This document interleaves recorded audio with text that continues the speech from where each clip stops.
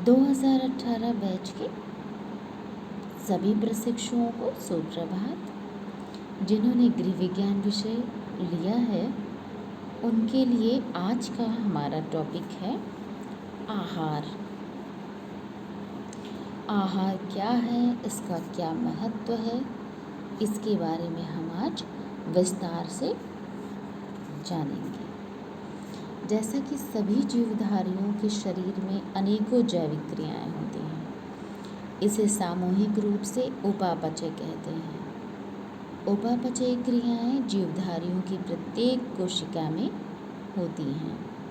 जिस प्रकार मशीन को चलाने के लिए ईंधन जैसे कोयला हो चाहे पेट्रोल हो की आवश्यकता होती है, उसी प्रकार शरीर की समस्त क्रियाओं के संचालन के लिए पोषक पदार्थों की आवश्यकता होती है। तो जो ये पोषक पदार्थ हैं जिनसे हमारा शरीर चलता है, ये चीज़ हमें आहार यानी भोजन से प्राप्त होती है। तो क्या है आहार यानी फूड क्या है? भोजन का अर्थ उन सभी पदार्थों से लिया जाता है जो शरीर में पहुंचकर पाचन क्रिया के फलस्वरूप जीव द्रव्य के निर्माण में भाग लेते हैं और ऑक्सीकृत होकर ऊर्जा प्रदान करते हैं। यानी आहार की जो पहली शर्त है वो है कि वह पचाने योग्य होगा। आहार जो होगा जिसे हमारा शरीर पचा सके और वह जो लिया गया है आहार वह अवशोषित होगा हमारे शरीर में और जीव द्रव्य का निर्माण करेगा। ये है आहार। और आगे है कि अब इसकी ज़रूरत क्या होती है, क्यों ज़रूरत है, क्या महत्व है आहार का। प्रत्येक प्राणी के शरीर में प्रत्येक क्षण कुछ न कुछ क्रियाएं तो होती ही रहती हैं। ये क्रियाएं दो तरीके की होती हैं। जैसे कुछ आंतरिक क्रियाएं होती हैं, हृदय का धड़कना, रुधिर परिसंचरण, उत्सर्जन, श्वास क्रिया आदि। कुछ क्रियाएं बाह्य होती हैं, जैसे उठना, बैठना, चलना, फिरना, हंसना, बोलना, कार्य करना आदि। तो इन कार्यों को करने के लिए शरीर की मांसपेशियों को कार्य करना पड़ता है। पेशियों में टूट फूट होती है, क्षति होती है जब वो काम करती हैं तो। और कार्य करने के लिए शक्ति यानी ऊर्जा की भी बहुत ज़रूरत होती है। तो इन कोशिकाओं की क्षतिपूर्ति के लिए एवं ऊर्जा प्राप्ति के लिए हमें आहार की आवश्यकता होती है। भोजन द्वारा ही शरीर को आवश्यक पोषक तत्व पहुँचाए जाते हैं। भोजन पचने के बाद रुधिर परिसंचरण द्वारा शरीर के विभिन्न कोशिकाओं और ऊतकों को पहुँचाया जाता है। तो ये होता है हमारा आहार। ठीक है, तो ये है इसका महत्व। यानी हमारी जो काम करते समय हमारी जो कोशिकाओं में टूट फूट होती है उनकी मरम्मत के लिए और हमें ऊर्जा प्रदान करने के लिए आहार यानी भोजन बहुत ही ज़रूरी है। आगे ये जो भोजन होता है ये कई क्रियाओं से गुजरते हुए हमारे शरीर में अवशोषित होता है। जैसे भोजन का अंतःग्रहण होता है, पाचन होता है, अवशोषण होता है, फिर परिवहन होता है, स्वांगीकरण होता है और व्यर्थ पदार्थों का विसर्जन होता है। ये इसकी बहुत लंबी क्रिया है।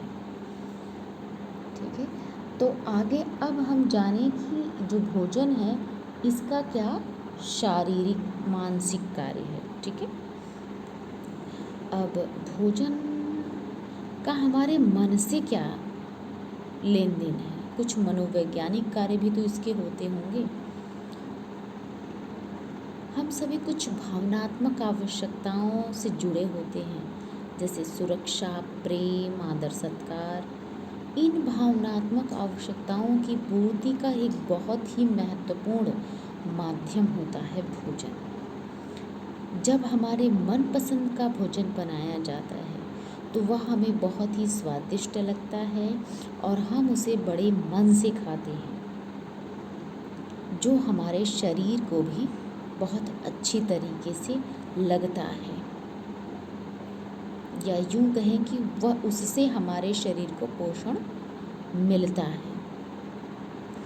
और जब हम कभी बीमार अवस्था में होते हैं, जब हमें कई भोजनों का परहेज करना होता है, तो उस समय हमारी मानसिक स्थिति और भी ख़राब हो जाती है, क्योंकि हमारे मनपसंद का भोजन नहीं होता है। और उस समय सादे भोजन को देकर या उस बीमारी से रिलेटेड भोजन को देकर उस बीमार व्यक्ति के कुछ मानसिक भावनाओं को संतुलित किया जाता है, उसकी बीमारी को हल्का किया जाता है ताकि वह अच्छे तरीके से ठीक हो सके। तो ये आहार का मानसिक महत्व है। अब कुछ ऐसे ही सामाजिक महत्व भी है, क्योंकि समाज में भी कभी हम दावत में, कभी शादी ब्याह में या कहीं जाते हैं, किसी के घर गए पार्टी में, तो भी हम भोजन ग्रहण करते हैं। सर्वप्रथम भोजन पर ही आमंत्रित किया जाता है। तो ये जो भोजन है यह सामाजिक प्रतिष्ठा भी देता है, एक सामाजिक महत्व भी रखता है। किसी के साथ मिलजुल कर भोजन करने से सामंजस्य की भावना विकसित होती है। विश्व भर में भोजन की किसी भी तरीके से आयोजित करना ये एक अंतरंग हिस्सा है सामाजिक व्यवहारों का। या अपने घर किसी विशेष अवसर पर, चाहे बर्थडे पार्टी हो या किसी के शादी विवाह की पार्टी हो, जब हम इनवाइट करते हैं तो स्वादिष्ट भोजन ही बनाकर उस अतिथि का सत्कार करते हैं। तो इसीलिए इस भोजन का सामाजिक महत्व भी, यानी इस आहार का सामाजिक महत्व भी बहुत है। अब हम इसका सबसे महत्वपूर्ण महत्व जानेंगे, इसका शारीरिक महत्व। शरीर में भोजन का क्या महत्व है? सबसे पहला काम है जो भोजन का है वो है शरीर को ऊर्जा प्रदान करना। यानी जो ये आहार है, भोजन है हमारा, यह शरीर को ऊर्जा प्रदान करता है। इसीलिए शरीर अपनी अन्य जो भी क्रियाएं, चाहे आंतरिक क्रियाएं हों चाहे बाह्य क्रियाएं हों, उसे संपन्न करता है। हृदय की कुछ ऐसी भी क्रियाएं हैं जो स्वतः होती रहती हैं। जैसे हम सोए हुए हैं तो भी वो क्रियाएं होंगी, जैसे पाचन हुआ, श्वसन हुआ, रुधिर परिसंचरण हुआ। ये सब क्रियाएं यदि हम सोए रहें तो भी संपन्न होती रहती हैं। और जब ये क्रियाएं होती हैं तो इन क्रियाओं को करने के लिए ऊर्जा की भी आवश्यकता होती है। इसलिए ऐसा नहीं कि यदि हम कार्य न करें तो ऊर्जा हमारे शरीर से विसर्जित नहीं होगी, ऐसा नहीं है। ऊर्जा तब भी खर्च होती है, जो आंतरिक क्रियाएं हैं उन पर खर्च होती है। अब कुछ बाह्य क्रियाएं होती हैं, जैसे हम कोई कार्य करते हैं, हाथों से कोई चीज़ उठाते हैं या पैर से या फिर बोलना वगैरह, ये सब क्रियाएं जो बाह्य क्रियाएं हैं, ये क्रियाएं होती हैं, तो इनमें भी ऊर्जा खत्म होती है। तो इसके लिए भोजन यानी आहार बहुत ही ज़रूरी है। भोजन दूसरी चीज़ हमारे विकास में भी सहायक है। शरीर की जो ये क्रियाएं यदि भली प्रकार से संपन्न होती हैं तो हमारे शरीर में वृद्धि और विकास दोनों होता है। शरीर की छोटी छोटी कोशिकाएं बड़ी होती हैं और फिर उनमें जो है पाचन होता है, उनमें परिपक्वता आती है। जैसे एक छोटा सा बच्चा है, उसको पोषण देते हैं तो वो और बड़ा होता है, उसमें और विकास होता है, उनकी अंगुलियों में, उनके हाथ पैर में, उनके मस्तिष्क में।